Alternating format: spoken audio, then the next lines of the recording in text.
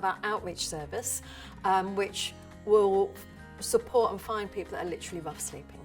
And that's a fairly small population in Dacorum, but it's really quite intense work. And at first that is about getting someone a bed and a roof, but through the key work it's about finding them appropriate accommodation long term, but also looking at what else is going on in their lives, so what led them to become homeless and what we can do to prevent them being homeless in the future.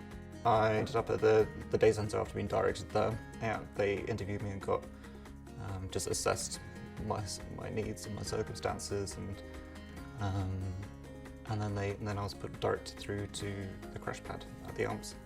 First port of call for many people is our emergency crash pad, so that people have got somewhere to stay, so they're not out on the street and not sleeping rough. We're trying to get them into a room as soon as possible, and we're already ascertaining what support this client's going to need. I got split up from the wife, and obviously we were still living together, and she took me down the council, and then the council referred me to here. To be honest, I didn't want to move in here. I was all right in the end.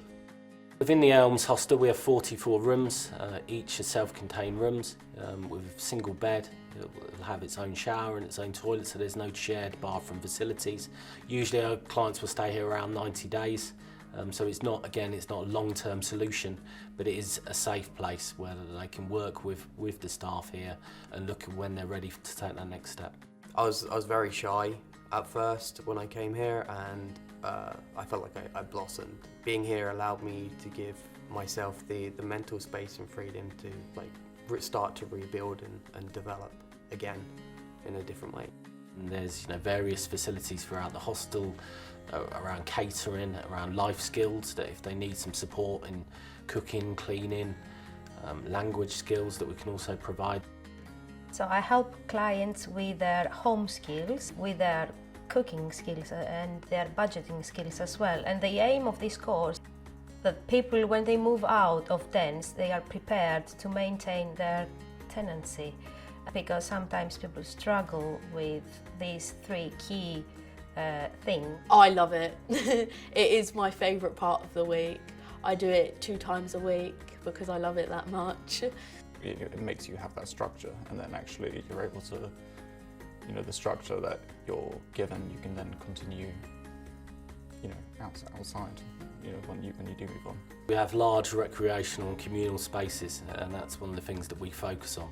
We don't want clients to just be in their rooms and not mixing with the fellow residents.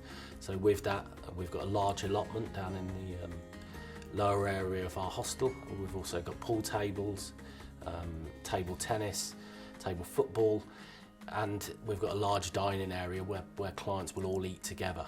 So we want people to integrate and make positive relationships when they're here with fellow residents. You come here for various different reasons, and it's from there we hope and we try to help them rebuild their lives. I say to them, what do you want from us? What can we do for you? So some people will say, I just want my own flat.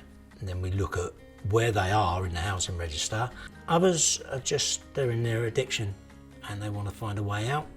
Others want to manage their addiction, and that's fine. If that's where they are at this particular moment in time, then I'll talk to them and support them with that. We provide therapy for the clients that need it, and not everybody does, but we do have some very complex clients that access our service that may require some support through therapy. Probably the most beneficial service I received was counselling from Paula, which was a huge help while I was here. Once clients have attended one-to-one therapy, which they can access for up to a year with me, then I've also started a community group therapy. So when they're taking that next step from building these relationships in the community, maybe moving on from the hostel here at the Elms and moving into their own accommodation, I can then support them in small group therapy. For many clients, the accommodation is the final piece in the jigsaw, but it's a very wraparound service, and it's always focused on the individual and what they need to be successful in gaining their own accommodation.